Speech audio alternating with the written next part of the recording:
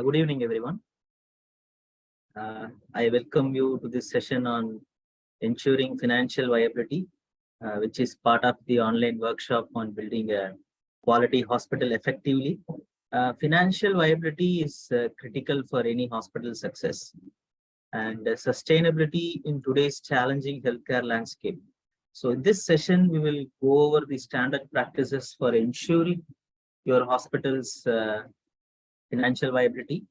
I'm thrilled to be able to share my experience with you all, and I hope you find this session informative and useful. All right, everyone, let's get this show on the road.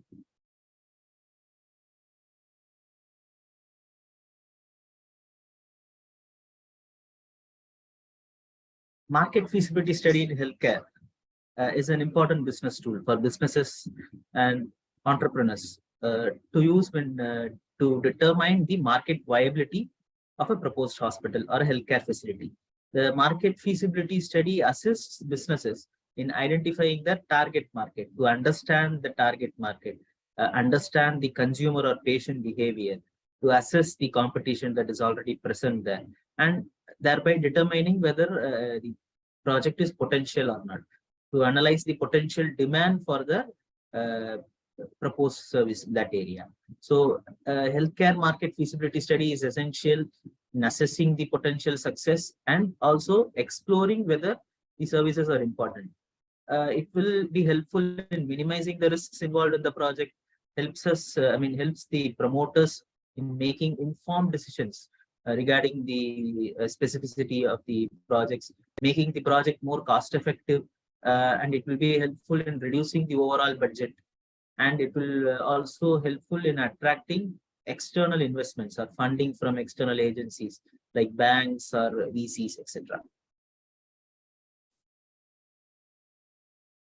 Feasibility studies are not just about determining what can be done, but also about identifying what should be done.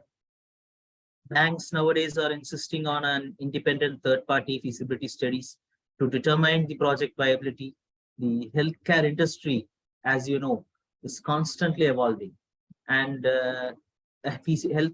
conducting a project feasibility study before the start of the project will make sure and will be vital in staying ahead of the curve and planning a futuristic center that can actually be, work even in the next 25 years. A good feasibility study is like a map to guide you through the complex terrain of the healthcare project development, which requires foresight and a detailed understanding of the catchment requirements. The future of the healthcare, as you know, lies in delivering value-based care, and market feasibility plays a critical role in enabling the same by ensuring that the project stays frugal and affordable to common people. The importance of ensuring financial viability for hospital projects. As you know, the financial viability refers to the project's ability to generate sufficient income to cover all the project costs. Financial viability is a critical factor that determines the project's long-term sustainability and success. Inadequate funding, inability to meet the operational costs, increased debt, and project failure are some of the major risks that are associated with poor financial viability. Financial viability is a crucial factor that determines the success of a hospital project. So ensuring the financial viability during the pre-planning stage itself helps us to minimize the risks and improves in sustainability. Cost effectiveness and market feasibility study. We can use the cost effectiveness analysis effectively in the healthcare market feasibility study to compare the costs and outcomes of various capital and resource intensive healthcare interventions or procedures such as catheterization lab, a cardiothoracic operating room, a specialist operating room like a neuro operating room or a bariatric surgery operating room, cancer related equipments like linear accelerators. Now we are seeing the robotics picking up nowadays, minimally invasive robotic surgeries, and the imaging services or imaging equipments like CT scanners, MRI scanners, endoscopies, ECMO and critical care setups like NICU, PICU, critical care ICUs, RICUs, etc. So by assessing the feasibility of the specific service or a treatment modality or a healthcare intervention, the promoters in advance can determine whether it is actually feasible in invest in this capital intensive equipment. For example, you can take radiotherapy.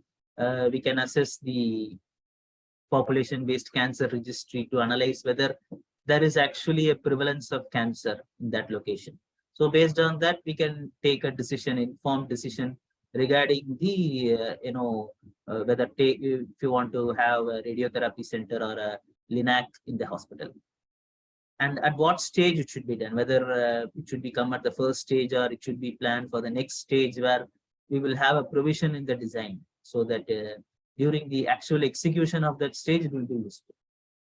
And how the provisions can be provided so that integrations in future can be possible at later stages. Frugality during the planning stage. Frugality in healthcare planning refers to the efficient resource planning, providing uncompromised quality care at relatively low costs.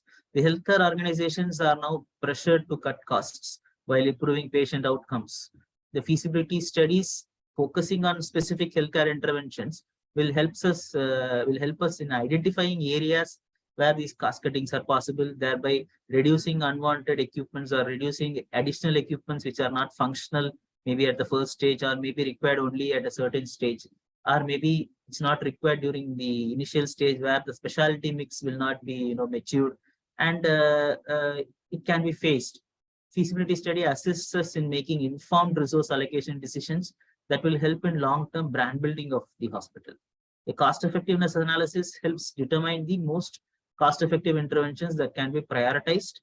Prioritizing cost-effective and market-fit interventions promotes the healthcare frugality and makes the hospital not only market-fit but also cost-effective. The entire budget of the hospital can be optimized in that way so that the break-even period can be improved.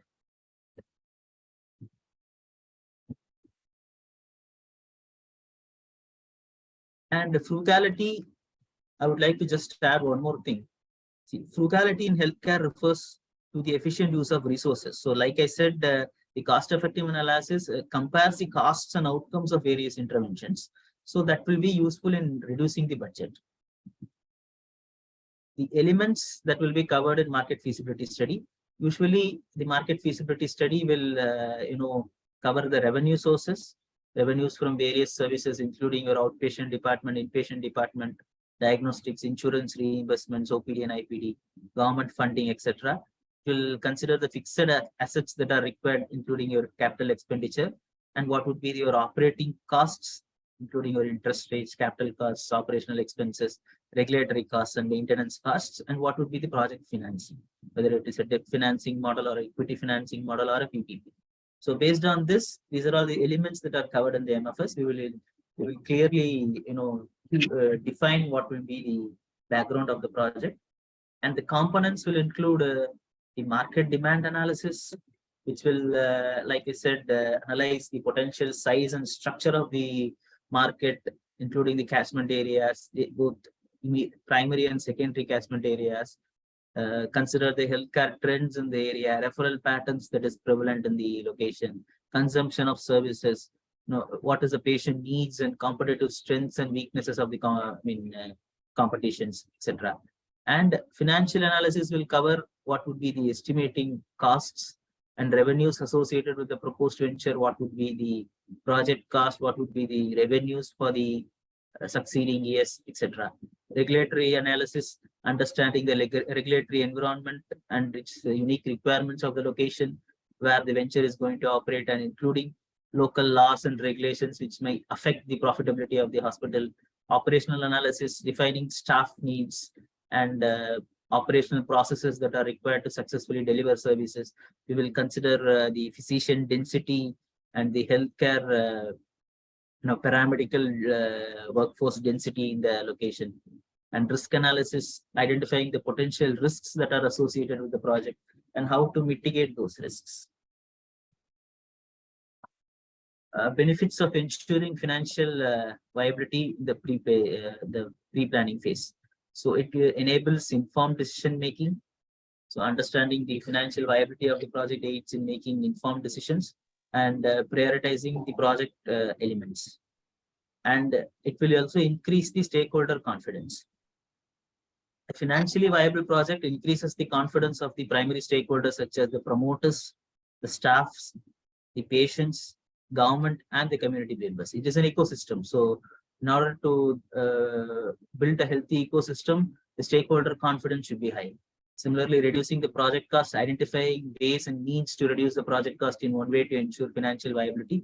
Promoters can improve the likelihood of the success of the project, thereby generating revenues and reviewing the budget and identifying areas where the cost can be reduced. So how feasibility study will help us in informed decision making? It will be helpful by identifying the exact market requirements and opportunities, doing a thorough competition assessment and analysis, determining the financial viability, minimizing the risks, and making the specialty and facility mix frugal and functional. So the healthcare market feasibility studies are critical for making informed decisions in the healthcare industry. So the organizations can also make these decisions that will finally drive success and growth by providing valuable insights with respect to the market needs, competition, and potential risks and hazards that are associated with the project. So what is a market demand assessment? A market demand assessment is a vital component of healthcare market feasibility studies. It is an assessment of the potential demand for the proposed healthcare service. This assessment determines whether there is sufficient market demand for the proposed services or project related and whether it will be viable or not. So this will include evaluation of factors such as the local population demographics, the healthcare needs and preferences of the local area, patient behavior and preferences, healthcare utilization patterns. So overall, a market demand assessment helps the promoters to identify the potential demand for the proposed healthcare project, which is required to make the informed decisions. The promoters can identify opportunities for market differentiation, pricing differentiation. They can have a pricing strategy to increase the demand of the service. So this will ultimately make sure that they have the adequate demand for their proposed hospital. Primary service, one of the major important tool in conducting a healthcare market feasibility study is a primary survey, because it enables us to collect credible data directly from the key stakeholders, which include medical professionals who are practicing in the catchment areas.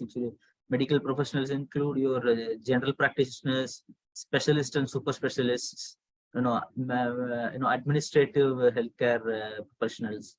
So those kind of and allied healthcare professionals, including nursing, pharmaceutical, employees. So those kind of allied healthcare professionals, corporates who are there in the catchment, patients and patient advocates. So the primary service is a process of involving information gathering directly at the field level from these individuals, using face-to-face interviews, where we will actually prepare a questionnaire in advance, which will be a customized questionnaire to the local demographics and the local requirements. And then based on the questionnaire, we will actually reach out to the stakeholders and we will execute the surveys. We have done over 45 surveys in the last 4 years. In the last 4 years, we have done surveys across the nation, right from the northern parts of the India to the southernmost part of India, where we did last week at Nagarkoil, Kanyakumari district. So, and even from west to east, we have done surveys in Mumbai and in Maharashtra, and we have done along the eastern regions of India, including Jamshedpur, Jharkhand, Kolkata, etc. And apart from India, we have also done surveys in Bangladesh, Kenya, and Nigeria. So a primary survey is actually helpful in getting the pulse of the local catchment area. It will be helpful in assessing the patient needs, evaluating the pricing strategies, identifying the marketing channels that are already there, and how to exploit untapped channels, assessing the satisfaction of the stakeholders with the existing services or existing competition, and to analyze the patient behavior and the patient referral patterns, etc. Competition analysis is again it's an important part of the process. Competition analysis and profiling is a crucial component of healthcare feasibility study. It involves a detailed and thorough assessment of the existing healthcare providers in the target market area and analyzing their strengths and weaknesses. So we have to be, very detailed in listing out what are all the scope of services, what is their infrastructure, what is the specialty mix, what is their facility mix, what is their bed count, and how they have actually divided the beds, like how many general wards, how many rooms. So those kind of detailed analysis will give an idea like what would be the consumption of healthcare in that area, because these are all the competition or established players who have already established their brand and have been successful in that area. So we can understand the healthcare patterns and behavior patterns from doing a detailed competition analysis and profiling. So this analysis assists the promoters in understanding the strengths and weakness of the competition, and ensure that the proposed hospital will be having the enough differentiations to counter this competition, and ensure that the potential profitability is there. Also, the competition analysis and profiling can be helpful in benchmarking, understand the differentiation of the competitors, identifying the cost saving opportunities by investing less on the duplication services, optimizing pricing strategies, and identifying and tapping new revenue streams. So with respect to that, we can also have a very detailed AQN analysis. AQN is nothing but availability, quality, and need. So during the healthcare feasibility study, the availability, quality, and needs of healthcare services related to the specific specialties being evaluated are critical factors to consider. Because availability of healthcare services relates to the availability of specific specialties in the catchment area. So this includes, both the existing competition and where the patients are being referred. And similarly, quality refers to the quality of the existing hospitals.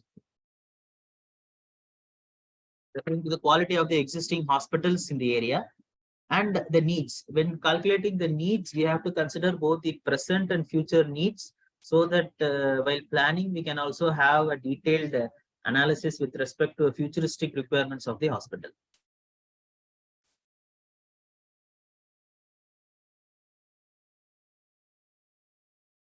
So market assessment and feasibility study. The market assessment alone may not be sufficient to determine the feasibility of the hospital. So that is where we would suggest to have a primary study, the market feasibility primary study, which will be needed to determine the viability of the hospital by assessing the financial, operational, and technical feasibility of the hospital. Because a feasibility study is a more comprehensive study that evaluates from a financial, operational, and technical point of view whether the proposed healthcare project is actually feasible or not. Another important aspect in feasibility is to calculate the patient load estimate using forecasting models and historical data. A method which is used in the healthcare feasibility studies to estimate and predict the average or expected number of patients who will consume the proposed hospital services is called patient load estimation. This is actually done using various forecasting models and using the historical data that is already available. In order to forecast the expected patient load accurately, we have to consider the historical data on population density, insurance penetration, the consumption of universal health insurance schemes, patient demographics, healthcare requirements, local disease patterns, utilization patterns, and consider various external factors that may impact the patient load, such as the seasonality of diseases, the landscape of the local catchment area, demographic changes that can affect this area, the reputation and quality of the competition, and specific healthcare regulations that can affect the catchment area.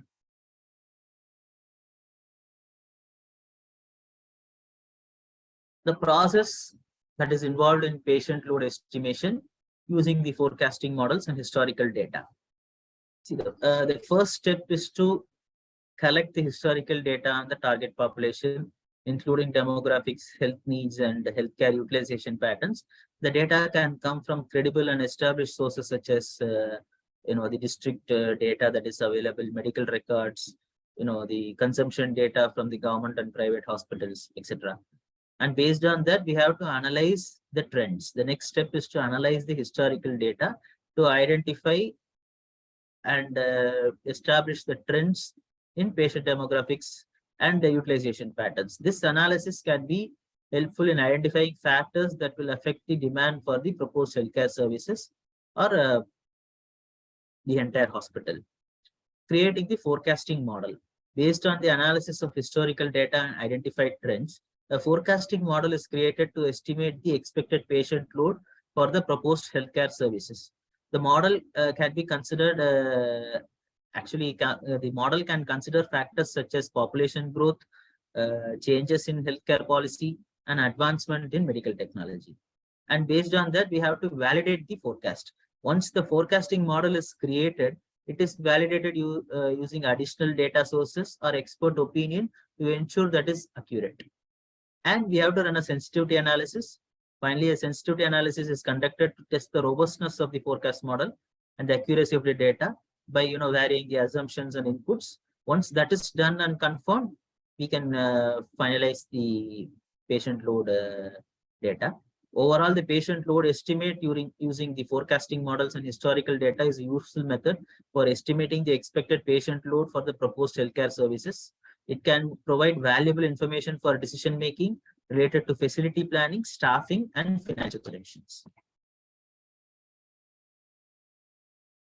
Preparing the revenue statement. Preparing the revenue statement for a hospital's proposed hospital consists of forecasting the revenue that the hospital is expected to generate over a given period of time. For that, we have to define what are all the revenue streams that can be identified with the hospital, estimating the patient volume, determining the specialty service and facility in advance, confirming the specialty mix, service mix, facility mix based on the agreed rollout plan. And then we have to estimate the revenue per service.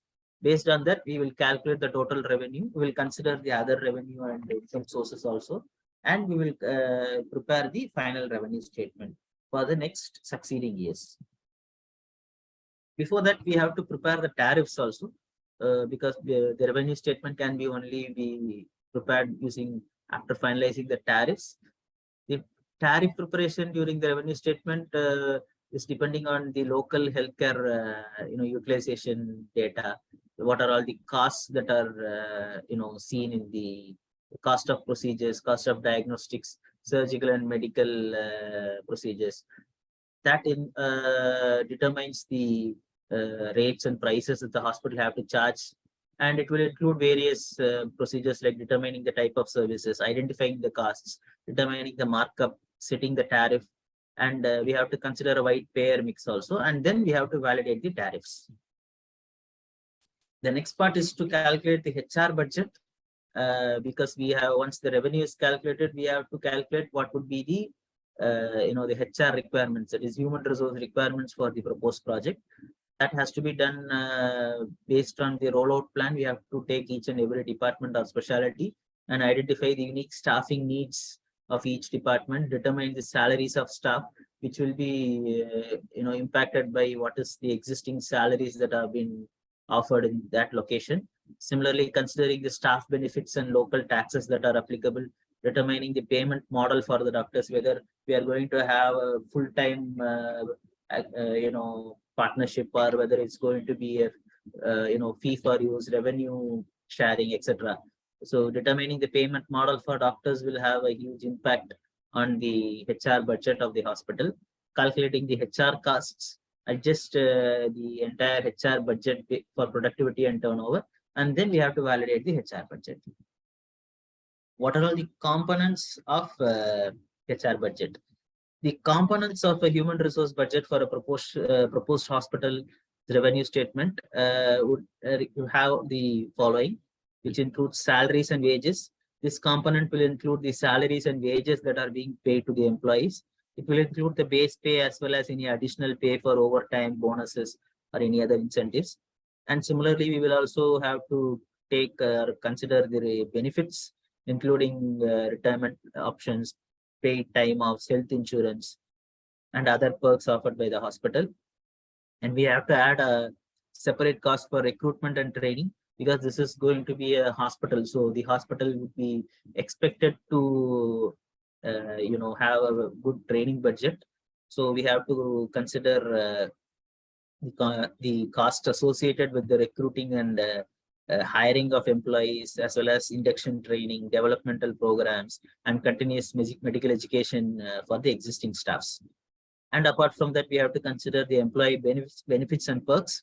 This component includes the cost associated with maintaining a positive employee relations in order to improve the employee engagement programs, recognition and rewards, so that we can have a good retention rate. Because in healthcare, the major problem is retention of employees. Retention of quality employees is always a challenge. And HR administrative costs. This component includes the costs that are associated with HR administration and management, such as HR staff salaries, technology and software related costs, and other expenses, regulatory expenses that are related to HR requirement. So by considering these components and estimating the associated costs, a comprehensive HR budget can be developed for the healthcare feasibility study. The HR budget is an important part of the revenue statement, as it helps to provide a realistic view of costs that will be associated with the operating the hospital, and can help the promoters to make informed decisions relating to staffing and labor costs for the proposed hospital. The cost of the project will have both the construction and as well as medical equipment costs and non-medical equipment costs. Construction will have both pre-construction, design, pre-construction, and construction costs. Similarly, equipment will have both medical equipment and non-medical equipment, including hardware costs and operating expenses, the OPEX related expenses. Profitability. So profitability is another important factor. The profitability of the hospital is impacted by an array of factors, including the hospital's size, the patient load, service and specialty mix, the cost of operations, and hospital's management model. So being frugal and low-key in the early stages of the hospital operations will always have a significant impact on its long-term profitability. A hospital can reduce operational costs and improve on the financial stability by being frugal with spending and focusing on providing essential services in the initial stages, and then expand strategically based on how they perform in the initial stages. Furthermore, by establishing a reputation, they have to initially build and establish a reputation for providing high quality care and cultivating a loyal patient base, and then the hospital can increase its long-term branding and profitability, and then focus on strategic expansion. So this can be accomplished by ensuring a futuristic design is there in place, so that their the strategic expansions can be possible if there is only provisions in the initial design stage itself, and investing on programs for patient safety and quality assurance and staff training. Cash flow. How being frugal in the early stages of the hospital will affect the cash flow of the hospital. It will reduce the overhead costs, lower the debt burden, lower the employee turnover, and increase the retention rates, improve the patient satisfaction and staff satisfaction, thereby improving the efficiency of the operations. In summary, being frugal in the initial stages of the hospital operations can enhance the financial performance by lowering the overhead costs, avoiding high debt burdens, increasing employee retention rates, and improving the patient satisfaction. break-even point, the hospital's break-even point is actually the point at which the total revenue generated by the hospital equals the total investment. Being frugal in the early stages of the hospital operation can always help the break-even point by reducing the fixed costs, controlling the variable costs, improving the efficiency, focusing on core services, and having a high patient satisfaction.